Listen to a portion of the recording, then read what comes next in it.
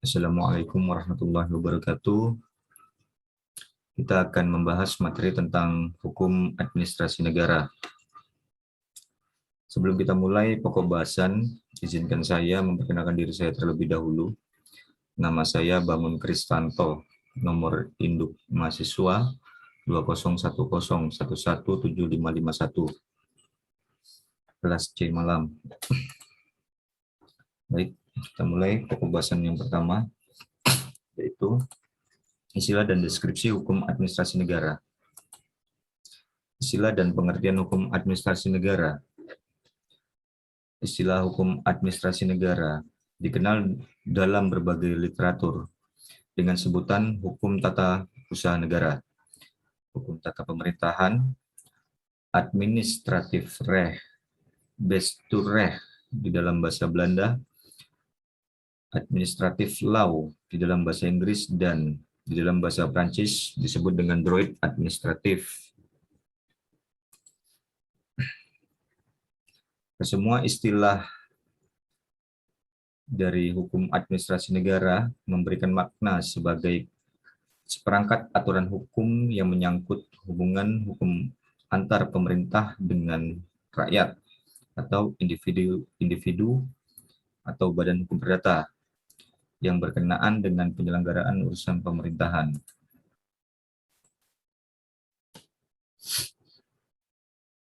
Istilah administrasi negara. Istilah administrasi negara dalam ilmu administrasi negara dengan hukum administrasi negara itu berbeda. Sedangkan administrasi negara di dalam ilmu administrasi negara mencakup semua kekuasaan negara. Sedangkan administrasi negara di dalam hukum administrasi negara hanya dalam lapangan bestur atau pemerintahan dalam arti sempit, atau di luar kekuasaan pembentukan undang-undang atau legislatif dan kekuasaan peradilan atau Rechtspraak. Nah, tepatkah ada kata negara di dalam hukum administrasi negara? Seyogyanya cukup hanya menggunakan istilah hukum administrasi saja. Kenapa? Dikarenakan makna administrasi dalam hukum sudah memuat makna publik, pemerintahan, negara, sehingga tidak diperlukan lagi ada tambahan kata negara dalam hukum administrasi negara. Seperti di dalam istilah asing yang tidak menggunakan kata negara, seperti administrative law, administrative recht, dan droit administratif. Deskripsi hukum administrasi negara menurut Utrecht. Utrecht mengemukakan hukum administrasi negara atau hukum pemerintahan, yaitu menguji hubungan istimewa yang diadakan sehingga memungkinkan para pejabat atau Amtsdrager administrasi negara melakukan tugas mereka yang khusus.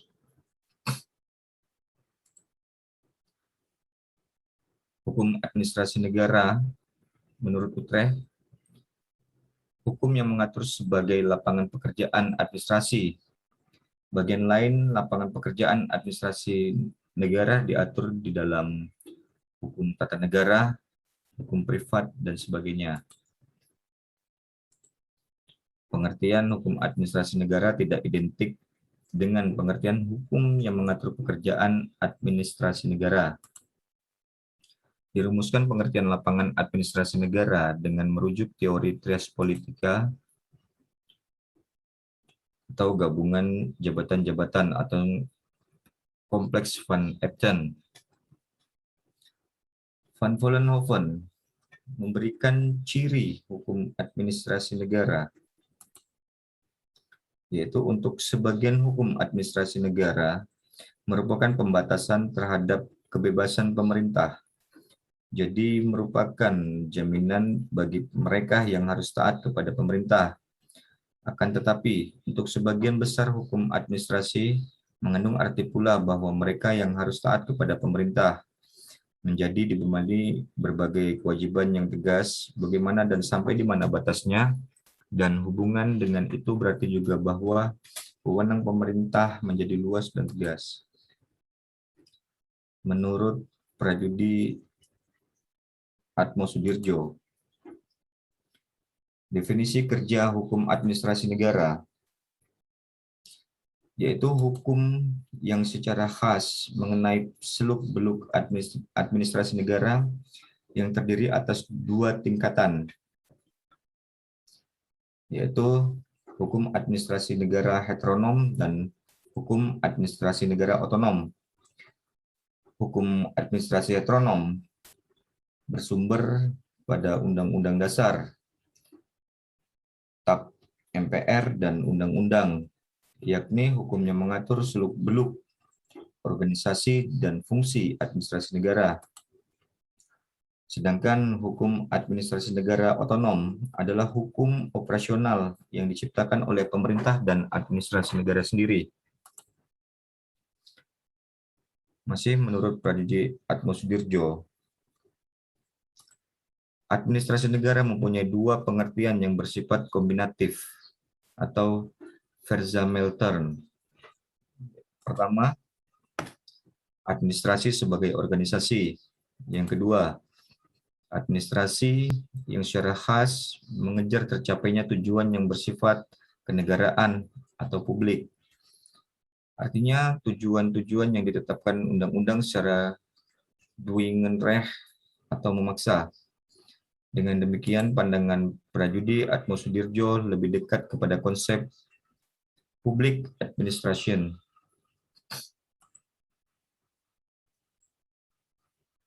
Belinfante mengemukakan hukum administrasi berisi peraturan-peraturan yang menyangkut administrasi, di mana administrasi sendiri berarti bestur atau pemerintah. Dengan demikian, hukum administrasi atau administratif recht dapat juga disebut dengan hukum tata pemerintahan atau Besturrecht. Pemerintah atau bestur juga dipandang sebagai fungsi pemerintahan atau bestur fungsi yang merupakan penguasa yang tidak termasuk pembentukan undang-undang dan peradilan. De Goede memberikan deskripsi hukum tata pemerintahan atau Besturrecht, yakni dengan sendirinya muncul dari istilah itu, di mana keseluruhan peraturan yang berhubungan dengan pemerintah. Van Wijk Koningsnenben memberikan definisi hukum administrasi, yaitu hukum tata pemerintahan, semuanya menyangkut administrasi atau besturan. Van Wijk Koningsnenben mengemukakan hukum administrasi merupakan instrumen yuridis bagi penguasa untuk secara aktif terlibat dengan masyarakat. Pada sisi lain, merupakan hukum yang memungkinkan anggota masyarakat mempengaruhi penguasa dan memberikan perlindungan terhadap penguasa. Komisi Penyatuan Hukum Administrasi Belanda. Bestur mempunyai arti ganda. Yang pertama, arti fungsi pemerintah atau besturan. Yang kedua, arti sebagai keseluruhan organ pemerintah, di mana fungsi pemerintah berdasarkan isinya dapat ditentukan dengan melawankannya kepada fungsi pembentukan undang-undang dan peradilan, di mana pemerintah dapat dilukiskan secara negatif, yakni semua kegiatan pemerintah yang tidak termasuk pembuatan undang-undang atau peradilan. Hubungan hukum administrasi negara dengan disiplin hukum lainnya. Hukum administrasi negara atau material terletak di antara hukum privat atau perdata dan hukum pidana. Oleh karenanya disebut dengan hukum antara, karena terletak di antara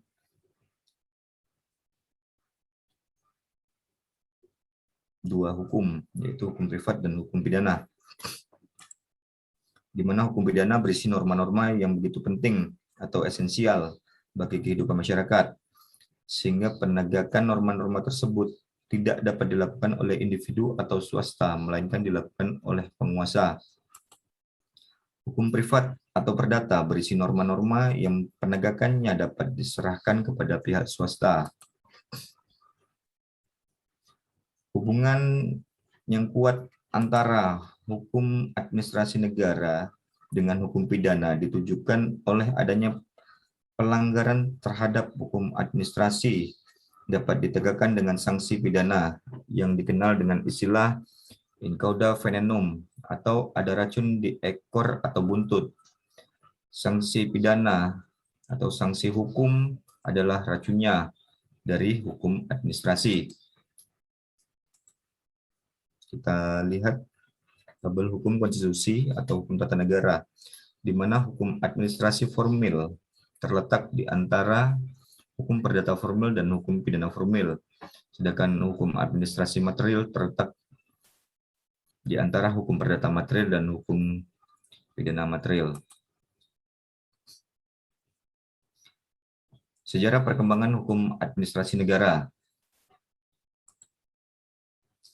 Awal perkembangan hukum administrasi terfokus untuk keperluan ilmu pengetahuan, yakni mengemukakan unsur-unsur umum yang ditarik dari ketentuan hukum administrasi khusus, di mana ditandai adanya peradilan administrasi negara berupa individu mengajukan banding kepada hakim administrasi negara. Pembuat undang-undang menghendaki adanya taraf sinkronisasi dari segala tindak perbuatan pemerintah melalui kodifikasi hukum administrasi negara. Sumber-sumber hukum administrasi negara. Sumber-sumber hukum dalam arti material ditinjau dari sudut isinya.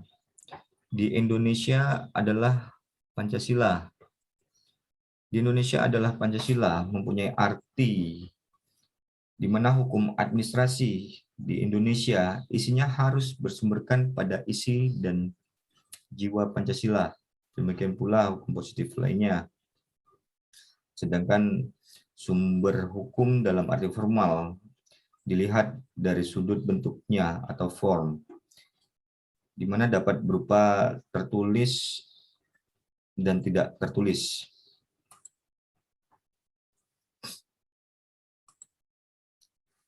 Sumber hukum formal bagi hukum administrasi Indonesia adalah yang pertama, peraturan perundang-undangan atau menurut Undang-Undang Nomor 10 Tahun 2004 yang secara hierarkis berupa Undang-Undang Dasar atau Undang-Undang atau Perpu, peraturan pemerintah, peraturan presiden, dan peraturan daerah.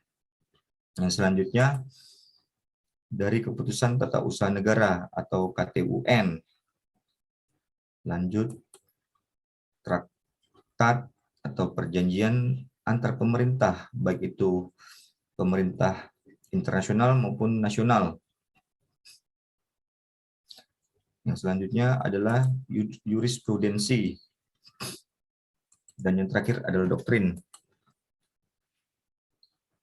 Di samping itu, terdapat sumber hukum tidak tertulis berupa praktek pemerintahan yang didasarkan pada asas-asas umum pemerintahan yang baik. Kita lanjutkan pada pokok bahasan kedua, yaitu susunan pemerintah atau susunan pemerintahan. Pengertian pemerintahan. Istilah pemerintahan yang digunakan hukum administrasi negara menunjukkan pada arti pemerintahan dalam arti sempit, yakni di luar kekuasaan pembentukan peraturan perundang-undangan dan kekuasaan peradilan. Istilah pemerintah menunjuk kepada subjek yang melaksanakan urusan pemerintahan dalam makna jabatan, seperti presiden, wakil presiden, menteri, gubernur, bupati atau wali kota, dan jabatan struktural lainnya. Istilah wewenang dan kewenangan. Istilah wewenang seringkali dipertukarkan penggunaannya dengan istilah kewenangan yang disejajarkan dengan istilah Befugnheit. Menurut konsepsi hukum publik, istilah wewenang merupakan suatu konsepsi inti dalam hukum tata negara dan hukum administrasi. Di dalam hukum tata negara, wewenang atau Befugnheit dideskripsikan sebagai kekuasaan hukum atau Rechtsmacht,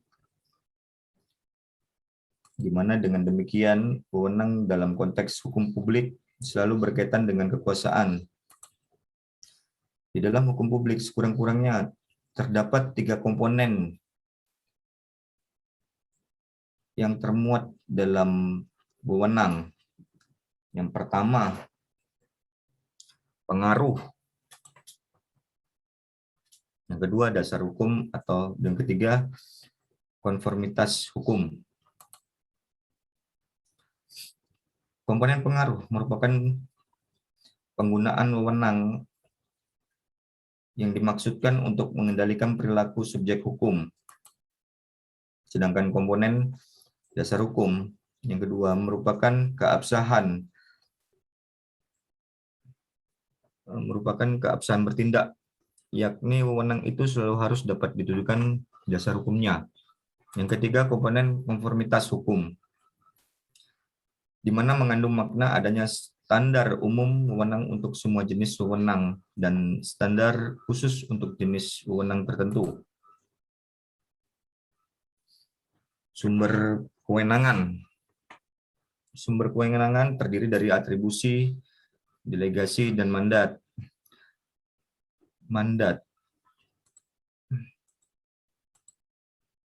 Selain itu, 2 sumber wewenang di atas juga ada kewenangan mandat, yang dimana mandat namun bukan menyebabkan orang menerima mandat menjadi berwenang. Jadi orang-orang yang menerima mandat itu tidak mempunyai kewenangan atau berwenang, melainkan hanya melaksanakan urusan pemberi mandat.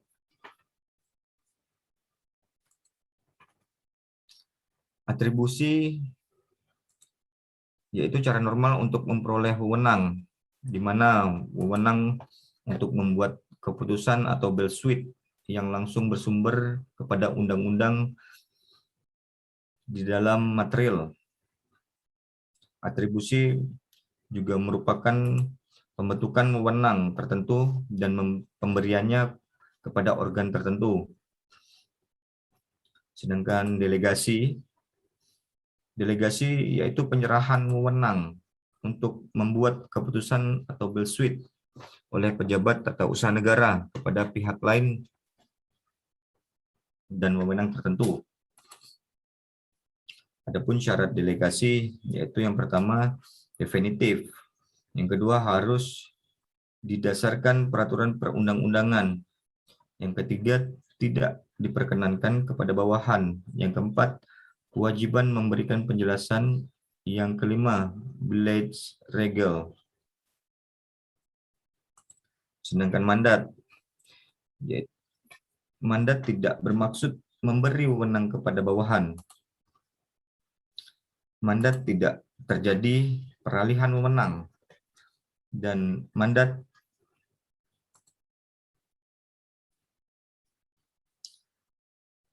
yang memiliki tanggung jawab ada pada pemberi mandat.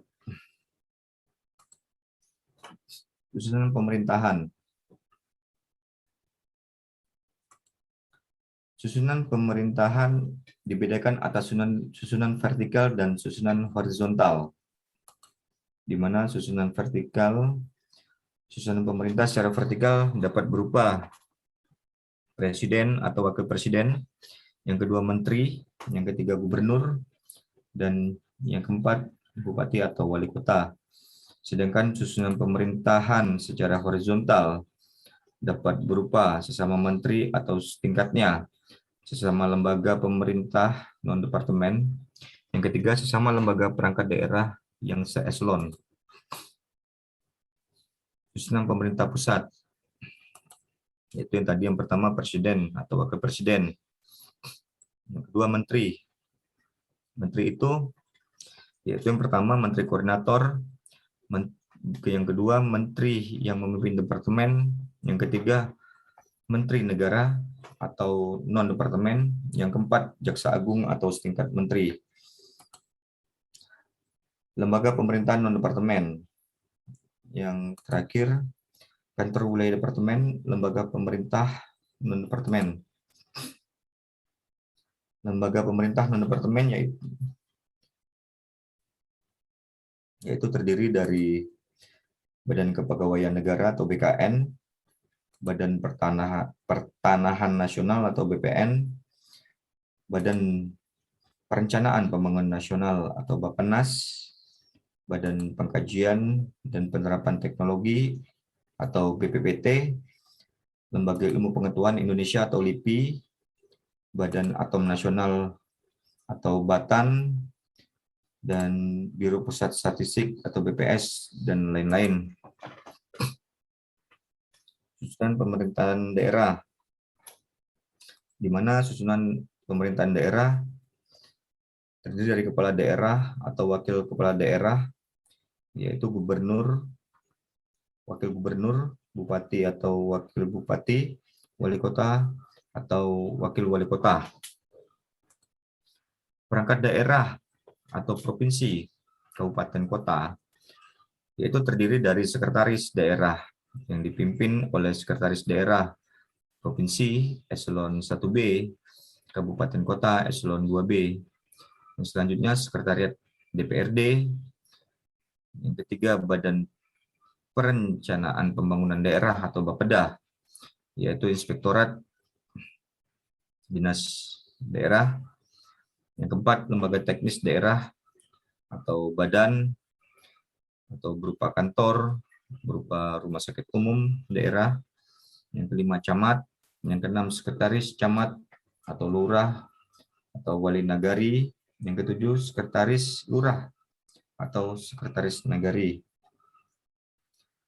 Konsekuensi dan susunan pemerintahan. Jadi akibat timbulnya susunan pemerintahan memiliki konsekuensi. Susunan pemerintahan yang bersifat vertikal yang menimbulkan konsekuensi hubungan hukum administrasi berupa pengawasan. Adapun bentuk-bentuk pengawasan itu berupa yang pertama pengawasan represif, yang kedua pengawasan preventif, yang ketiga pengawasan positif, yang keempat pengawasan kewajiban memberitahu, yang kelima konsultasi, dan yang keenam hak banding administratif. Konsekuensi susunan pemerintah secara horizontal. Konsekuensi susunan pemerintah secara horizontal menimbulkan hubungan hukum administrasi berupa koordinasi dan kerjasama. Adapun bentuk-bentuk kerjasama dapat berupa fungsi yang dipusatkan, yang kedua badan atau lembaga untuk bersama, yang ketiga badan hukum untuk bersama. Kita lanjut pada pokok bahasan ketiga, yaitu tindak perbuatan pemerintahan. Tindak perbuatan pemerintahan, yaitu dibagi menjadi perbuatan nyata, yang kedua perbuatan hukum, di mana perbuatan hukum dibagi menjadi perbuatan hukum privat dan perbuatan hukum publik. Perbuatan hukum publik dibagi jadi perbuatan hukum publik bersegi satu. Yang kedua, perbuatan hukum publik bersegi dua.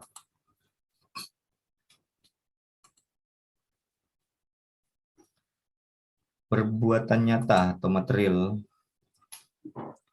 fatalistic handling atau factual action. Perbuatan yang bukan perbuatan hukum. Tindak pemerintahan yang berdasarkan fakta. Tidak termasuk handling fund administratif. Sedangkan perbuatan hukum yang dilakukan oleh pejabat atau pejabat tata usaha negara yang menimbulkan akibat hukum. Perbuatan hukum privat, di mana perbuatan yang dilakukan oleh badan atau pejabat tata usaha negara yang akibatnya berada dalam lapangan hukum perdata. Dengan perbuatan hukum publik, perbuatan yang dilakukan oleh badan atau pejabat tata usaha negara yang akibatnya berada dalam lapangan hukum publik atau khususnya hukum administrasi. Sedangkan fokus hukum administrasi adalah perbuatan hukum publik yang bersegi satu atau Einzinnig Public Rechthandling. Keputusan tata usaha negara atau Beschikking, di mana istilah Beschikking diterjemahkan dengan keputusan atau ketetapan. Van der Poort memberikan pernyataan kehendak organ pemerintah untuk hal yang khusus menciptakan dan meniadakan hubungan hukum. Sedangkan Utrecht, perbuatan hukum publik bersegi satu berdasarkan kekuasaan istimewa. Syahran Basah, keputusan tertulis dari administrasi negara mempunyai akibat hukum. Sedangkan dalam Undang-Undang Nomor 5 Tahun 1986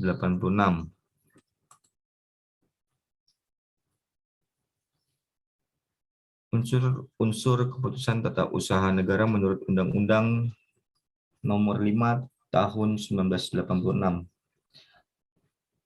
yaitu berupa penetapan tertulis dikeluarkan oleh Badan Pejabat Tata Usaha Negara berisikan tindakan hukum tata usaha negara bersifat konkret, individual, dan final, serta menimbulkan akibat hukum bagi seseorang atau badan hukum perdata. Syarat-syarat sah keputusan tata usaha negara versi Van der Poort, yaitu harus dibuat oleh organ yang berwenang, lalu pembentukan kehendak alat pemerintahan yang membuat Beschikking tidak boleh kekurangan yuridis. Beschikking itu sendiri harus diberi bentuk dan dibuat menurut prosedur yang ditentukan oleh peraturan perundang-undangan yang berlaku, di mana isi dan tujuan Beschikking harus sesuai dengan isi dan tujuan peraturan dasarnya. Wujud tidak berwenang organ pemerintahan, yaitu tidak berwenang atau ration metri, tidak berwenang ration loci, tidak berwenang ration temporis. Penyebab kekurangan yuridis, yaitu salah kira atau dwelling. Yang selanjutnya adalah paksaan atau duang. Dan yang ketiga tipuan atau bedrock. Klasifikasi keputusan tata usaha negara menurut Utrecht, yaitu ketetapan positif dan negatif, ketetapan deklaratur dan konstitutif, ketetapan kilat dan tetap, dispensasi, izin atau vergunning, lisensi, dan konsesi. Klasifikasi keputusan tata usaha negara menurut P. de Haan, yaitu keputusan tata usaha negara perorangan dan kebendaan.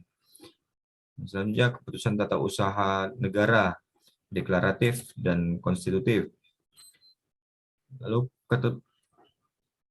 ketetapan keputusan tata usaha negara terkait dan bebas. Yang selanjutnya ketetapan tata usaha negara yang menguntungkan dan memberi beban. Yang terakhir ketetapan usaha negara kilat, dan langgeng.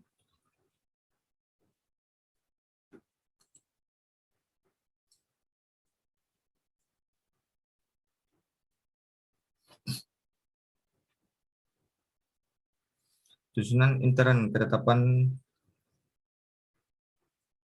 tata usaha negara, yaitu terdiri dari nama organ yang berwenang, yang selanjutnya nama yang dialamatkan, nama suatu objek yang dituju, yang selanjutnya kesempatan yang menimbulkan suatu keputusan, yang selanjutnya ikhtisar peraturan perundang-undangan yang cocok, yang selanjutnya susunan dari intern keputusan atau ketetapan intern ketetapan susunan intern ketetapan tata usaha negara, yang selanjutnya penetapan fakta yang relevan, yang selanjutnya pertimbangan-pertimbangan hukum, lalu keputusan, motivasi dalam arti sempit, pemberitahuan lebih lanjut, dan penandatanganan organ yang berwenang. Kaidah asas pembentukan ketetapan tata usaha negara. Yang pertama, asas formal mengenai pembentukan keputusan, itu terdiri dari asas kecermatan formal dan asas fair play. Yang kedua, asas formal mengenai formulasi keputusan yang dibagi menjadi asas pertimbangan dan asas kepastian hukum formal. Dan yang terakhir, asas material mengenai isi keputusan. Itu dibagi menjadi asas kepastian hukum material, asas kepercayaan atau harapan-harapan yang telah ditimbulkan. Yang ketiga, asas persamaan. Yang keempat, asas kecermatan material. Dan yang terakhir, yang kelima, asas keseimbangan.